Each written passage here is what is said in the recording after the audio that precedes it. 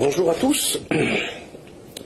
Nous sommes le samedi 3 février 2012 et je voulais vous traduire une vidéo assez extraordinaire concernant une idole de Satan que les musulmans lapident lors du pèlerinage annuel à la Mecque. C'est une des étapes du pèlerinage sacré et que voilà qui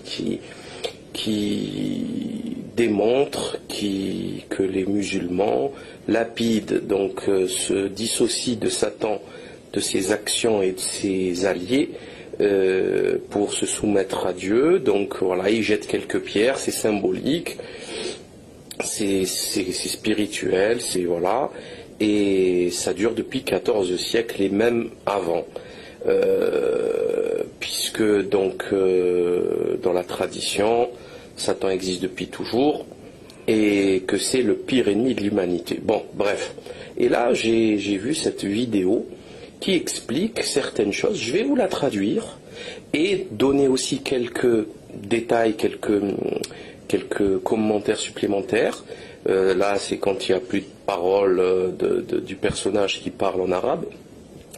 Et pour agrémenter cette vidéo. Donc je la lance.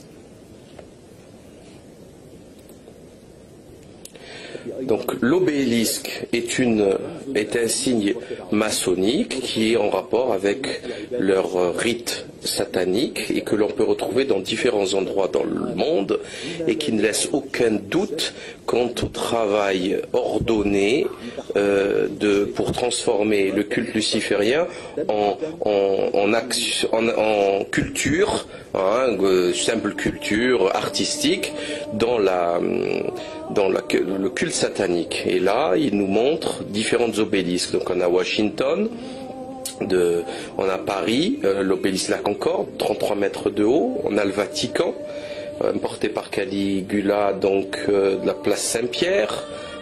C'est quand même assez grave. Vous avez ici Istanbul, je crois que c'est l'obélisque de Théodose. Vous avez ici Buenos Aires, qui a été construite dans les années 30, sur la place d'une église, l'église de Saint-Nicolas, je crois. Ils ont détruit l'église pour la construire. Ici encore Rome, vous en avez plein à Rome, je crois qu'il y en a une quinzaine d'obélisques. Donc on observe un petit peu dans le monde entier. C'est quand même assez curieux dans un pays chrétien de voir ces obélisques. Là, c'est l'Irlande, Dublin, dans un jardin public. Sao Paulo, Brésil, là encore. La Hollande, La Haye. Alors là, c'est extrêmement grave puisque au-dessus est écrit Dieu garde et protège Néderlande, donc la Hollande. C'est quand même extrêmement grave. Là, c'est un acte cultuel, effectivement. Et la surprise est plus grande lorsqu'on observe donc le lieu il y a quelques décennies, l'idole de Satan que les musulmans lapident depuis 14 siècles. Je traduis le texte. Et ils se rassemblent autour de lui, de millions de musulmans, pour le lapider et se dissocier de ses actes depuis des siècles, depuis 14 siècles. Donc vous le voyez ici, il ressemble à l'obélisque classique avec le pyramidon au-dessus. Très simple, vous voyez les musulmans en train de faire leur pèlerinage. Et encore une surprise incroyable, vous voyez la reconstruction de cette idole satanique avec une forme ovale. Je vous rappelle l'ordre de Templi Orientis, l'ovale est tout ce qui est relié à ce qui est sexuel, sexualité féminine, et la construction d'un mur. Qui a changé l'idole de Satan et pour quel plan et dans quels intérêts a-t-on changé l'idole de Satan? C'est quand même assez extraordinaire.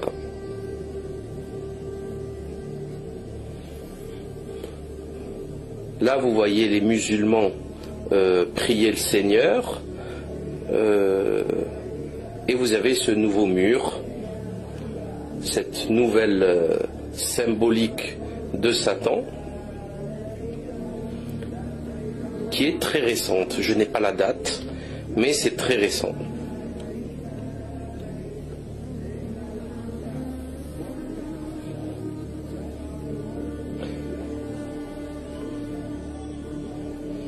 Donc c'est pour tous les musulmans qui croient que leur religion est protégée contre toute falsification, eh ben ils me font doucement rigoler. Et là, écrit sur l'écran, dans quel intérêt ils ont changé l'idole de Satan. Est-ce que les musulmans savent où est l'idole de Satan maintenant? Il est sur le mont Arafat, et le jour où ils se réunissent sur le mont Arafat et ils lisent le Coran et ils prient leur Seigneur, eh ben il est à côté d'eux, il est avec eux, ce qui est complètement ahurissant. Donc cette construction n'y était pas avant, elle est récente.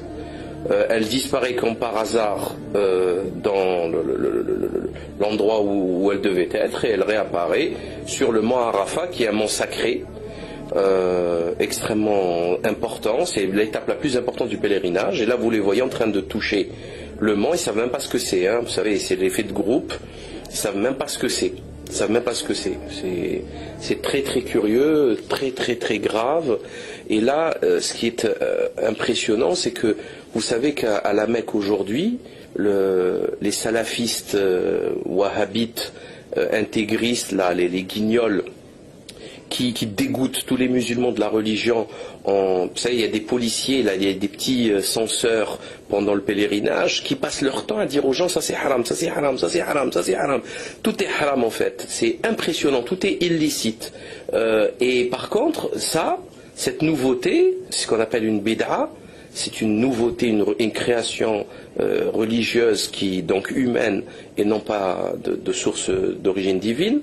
Eh ben, elle est extrêmement grave. Par contre, c'est pas haram, c'est pas illicite. On laisse faire.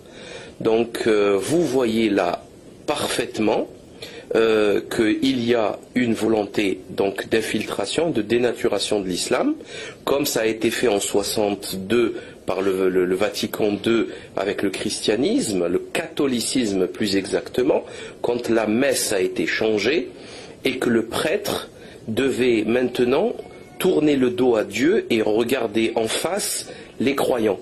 Avant, le prêtre, il regardait, il tournait le dos aux croyants et il parlait au Seigneur. Et il commençait toujours par la droite pour finir par la gauche. Il y avait un rituel. J'en parlais avec Pierre d'Ortiguier qui m'a expliqué tout ça. Et aujourd'hui, le prêtre, dans une contre-initiation évidente, tourne le dos à Dieu et il parle aux fidèles. Donc c'est quand même assez grave. Du jour au lendemain, ils ont changé ça après infiltration du catholicisme par les franquistes. Et là c'est exactement la même chose. Les sabbataïstes, depuis un siècle, ont infiltré tous les royaumes du Golfe et tous les pays musulmans. La preuve en est encore une fois cette histoire hallucinante d'un prince saoudien qui vient d'être condamné en appel en 2011 à 10 ans de prison pour trafic de cocaïne via le Venezuela.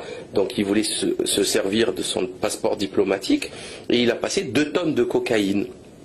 C'est le beau-frère du roi Abdallah, Saoud d'Arabie Saoudite. C'est quand même très grave. Ce type, il n'a pas besoin d'argent, il n'a pas besoin de faire ça. Donc on voit très bien cette idéologie satanique, destructrice, sabbataïste, d'infiltration, dont je parle de plus en plus pour que vous compreniez, parce que c'est la seule et unique clé de lecture pour comprendre ce qui se passe dans ce monde dégénéré, décadent. Hein, voilà, je ne vois pas d'autre chose. Je ne comprendrai pas autrement pourquoi le Qatar financerait la campagne électorale de Benjamin Netanyahou, achèterait le PSG ou tout simplement demanderait aux Israéliens d'assurer la sécurité de la Coupe du Monde 2022. Coupe du Monde qu'ils ont gagnée que grâce à la corruption selon l'affaire du Qatargate, je crois que c'était France Football ou l'équipe qui vient de la dénoncer. Bref, c'était de la racaille, des voyous, des criminels, des pédophiles, des cocaïnomanes. Il y a un autre prince qui s'est fait choper avec son amant à Londres dans un hôtel de luxe, qui l'a tué à coups enfin il a tellement frappé qu'il en est mort. Un homosexuel, donc c'est quand même extrêmement intéressant tout ça. Et voilà, donc vous avez cette réalité qui contredit totalement les concepts religieux, etc., dont on nous bassine, hein, voilà, et cette réalité, par contre, correspond parfaitement à la décadence sabbataïque, au salut par le péché qu'a prôné Sabbatai Zevi et Jacob Frank. Donc, voilà, c'est quand même important que les gens sachent tout ça, qu'ils sachent que l'on est en train de changer leur religion, que la Mecque, le pèlerinage est devenu pour moi, certes je n'ai aucune autorité de savant, mais je peux sans problème dire aux gens que c'est illicite. La Mecque, le pèlerinage aujourd'hui est illicite, et il est extrêmement important que chaque musulman fasse son possible pour libérer la Mecque de cette colonisation sataniste, de cette secte criminelle qui détruit, voilà, la Mecque. Alors, vous connaissez certainement les histoires de la destruction de la maison du prophète, hein, la destruction de plein de sites historiques. Hein, c'est pas des sites cultuels, ils font pas partie du pèlerinage en tant que tel, mais c'est des sites quand même historiques. Ça fait 14 siècles qu'ils sont là. Je vois pas pourquoi on les détruit aujourd'hui. Enfin, ceci n'a aucun sens. Et on met par-dessus quoi? Des toilettes, des salles d'ablution, etc. Ça n'a aucun sens. Exactement comme l'obélisque du Brésil, ou plutôt d'Argentine, où on a détruit une église pour mettre dessus l'obélisque satanique du dieu Baal. Parce qu'il faut savoir que c'est un symbole phallique, solaire, de fécondité, etc., du dieu Baal. Baal qui n'est rien d'autre que Satan. C'est un culte satanique. Voilà. Quel rapport, enfin, comment peut-on, par exemple, à Dublin, l'obélisque, soi-disant, c'est pour honorer un certain Wellington. Ben oui, non, qu'à sculpter la statue de Wellington pour l'honorer. Qu'est-ce que c'est cette histoire d'obélisque? Enfin, ça n'a aucun sens. C'est impersonnel. Ça n'a aucun sens. On ne peut pas faire des obélisques comme ça pour Washington et dire que c'est le monument de Washington. C'est pas le monument de Washington, c'est le monument de Baal. Enfin, qu'abruti, imbécile, qu'est-ce que vous racontez? Ça n'a aucun sens, qu'est-ce que vous dites là? C'est le monument de Baal.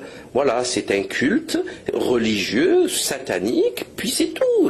La Bible en parle, l'islam aussi en parle, puisque c'était l'idole satanique qu'il fallait lapider.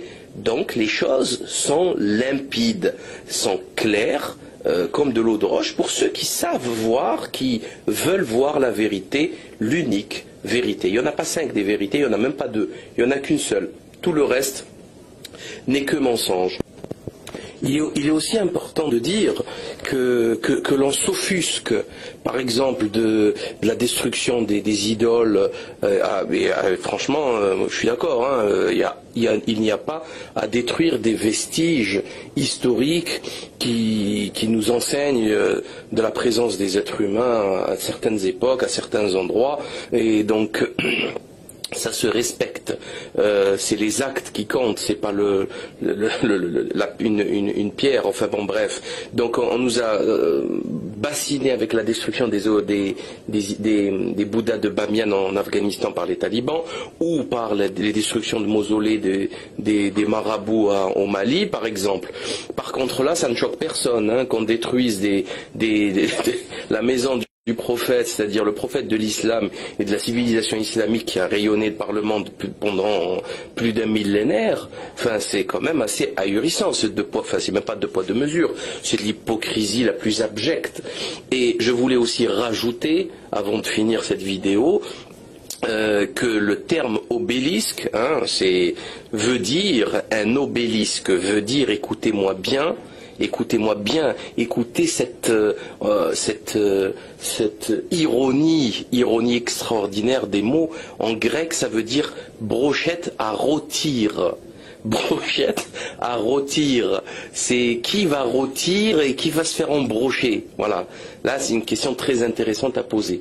Qui va rôtir et qui va se faire embrocher. Voilà.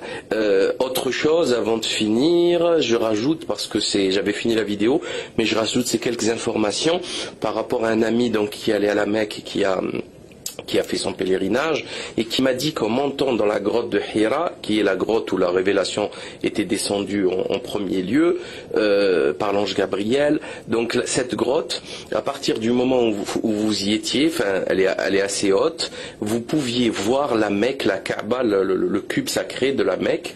Maintenant non. Après la construction d'un immondice gigantesque à architecture britannique, mais une horreur architecturale, une horreur. Ça n'a strict, mais j'arrive pas à y croire. En fait, je l'avais pas vu parce que j'y suis jamais allé à la Mecque, mais et ni en photo, je l'avais jamais vu. Et c'est un bloc architectural, des bâtiments, mais abominables, un genre de Big Ben monstrueusement grand et qui bloque la vue donc de la grotte de Hira à la Mecque. Donc on ne peut plus la voir, alors que c'est un axe quand même assez chargé de symbolique, d'énergie, de baraka, de miséricorde, etc. C'est des choses très importantes. Hein. Donc, et là, ils l'ont bloqué avec ces bâtiments dégueulasses. Et vous voyez dans la photo que j'ai utilisée pour illustrer cette vidéo que le projet moderne de la Mecque, c'est-à-dire mettre des grands bâtiments autour de la Mecque, qui est, je le rappelle, un signe de la fin des temps lorsque les bâtiments s'élèveront au ciel pour rivaliser avec les nuages, qui est une symbolique babylonienne évidente que tout le monde connaît. Voilà. Donc c'est quand même, c'est pas grave, c'est minable. Et je me demande comment se fait-il que les musulmans qui sont allés là-bas n'ont pas remarqué ça, n'ont pas condamné ça. Enfin, qu'est-ce que ça fout là? Il n'y a pas d'histoire architecturale islamique. Vous vous moquez de qui? Il y en a des dizaines. Chaque pays, chaque civilisation a eu son architecture. C'était très fin, c'était très recherché. Il n'y a qu'à voir les mosquées, je ne sais pas moi. À Samarcande ou à Ispahan ou à Istanbul, la mosquée bleue, le palais de Topkapi, ou les mosquées des 1000 colonnes à Cordoue. Enfin, il y avait quand même une architecture, il y avait un savoir-faire. Là, ils nous ont balancé en plein désert, Big Ben. Voilà. Et là, vous continuez à croire au miracle. Enfin, il n'y a pas de miracle. C'est la fin. C'est le combat final. C'est terminé là. Adjugé, vendu. Rien ne va plus. Voilà. Alors, soit on prend notre responsabilité, soit on continue cette mascarade. Donc ça c'est très important parce qu'il y a beaucoup de musulmans qui croient que leur religion c'est la dernière, donc elle est sacrée, donc elle ne peut pas être modifiée, elle ne peut pas être changée, pas du tout, elle peut l'être. Et les Saouds ont détruit la religion islamique. Voilà, moi on m'a raconté dernièrement, l'année dernière, des pèlerinages l'année dernière, parce que je me renseigne quand même auprès des gens qui y sont allés, et des gens extrêmement instruits, hein, c'est des gens qui connaissent très très très bien leur religion, voilà, et qui m'ont expliqué certaines choses claires, avec une dénaturation de la Mecque. C'est devenu du business, ça coûte 5 000 € le pèlerinage. 5 000 €, c'est un mois, on ne sait pas pourquoi, alors qu'en 10 jours c'est fait, c'est bouclé. On ne sait pas pourquoi on impose aux gens de rester un mois sur place. C'est absurde et enfin, ça n'a aucun sens. Ils profitent voilà, de ça pour créer un business. Et donc voilà. Ça, c'est une réalité, tout le monde peut la constater, et puis c'est tout. Et c'est pas la première fois que la Mecque a été interdite aux croyants. Quand je dis que le pèlerinage est illicite aujourd'hui, c'est pas la première fois. Pendant les croisades, les gens ne pouvaient pas y accéder, c'est trop dangereux, donc ils n'ont pas fait leur pèlerinage de longues années jusqu'à Saladin libère la Terre Sainte. Donc c'est pas non plus si extraordinaire. Il faut quand même que vous connaissiez un petit peu votre histoire l'histoire pour ne pas, voilà, pour ne pas dire de bêtises. Parce que je vois déjà les commentaires des ignorants qui se prennent tous pour des savants, qui n'ont pas lu un demi-bouquin, une demi-page d'un demi-bouquin intéressant, et qui viennent bien sûr déverser leur ignorance sur Facebook, se prenant pour des, ou sur d'autres forums, ou enfin n'importe où, se prenant pour des savants. Donc voilà, ça c'est une réalité factuelle que tout le monde peut constater, vous l'avez vu. Il serait judicieux que d'autres personnes donnent des commentaires, fassent des commentaires sur leur expérience là-bas. Je vous invite à le faire. Qu'on trouve aussi la date à partir de laquelle a été changé cette idole de Satan en mur ridicule. Qui rappelle vraiment la symbolique, le logo de l'Ordo Templi Orientis de ces dégénérés d'Aleister Crowley et compagnie. Et vraiment, ça serait très intéressant de faire ce petit travail de recherche et de comprendre comment, petit à petit, l'islam est en train d'être dénaturé par une bande de guignols, qu'on est en train de dégoûter les musulmans de leur propre religion. En interdisant tout et n'importe quoi. C'est plus une religion d'amour, une religion de fraternité, c'est devenu une religion de l'interdit. C'est haram, c'est illicite, c'est illicite, c'est illicite, c'est illicite, c'est illicite, c'est illicite, tout est illicite, voilà. Et attention, des détails, c'est des détails, c'est-à-dire qu'il faut que le pantalon il soit à 5 cm du bidule, il faut que la barbe elle soit à tel de truc, il faut que, par contre, que tout l'argent, que tout le fric des Séouds soit chez Goldman Sachs, ça c'est bien, voilà, ça c'est super, ça c'est pas illicite l'usure, alors que c'est une guerre contre Dieu, ça gêne personne l'usure. Voilà. J'ai d'autres anecdotes à raconter, beaucoup d'anecdotes que je vais compiler et éventuellement raconter dans une autre vidéo pour confirmer un petit peu tout ça. Ça appuie, encore une fois, mon travail concernant la dénonciation de la secte déviante juive messianique des sabbataïstes. Et voilà, c'est juste pour vous le démontrer, le montrer une bonne fois pour toutes. À très bientôt.